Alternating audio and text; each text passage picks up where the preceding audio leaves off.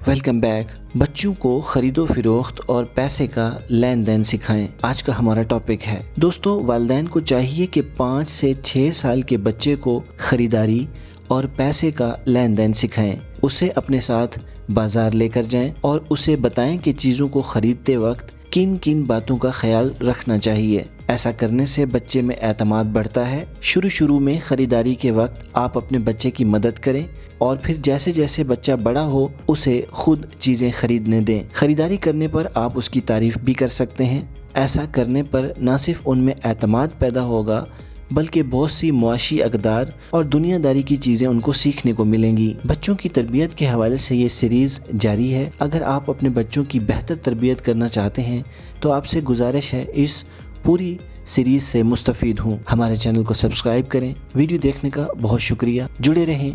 Thanks for watching. Stay tuned.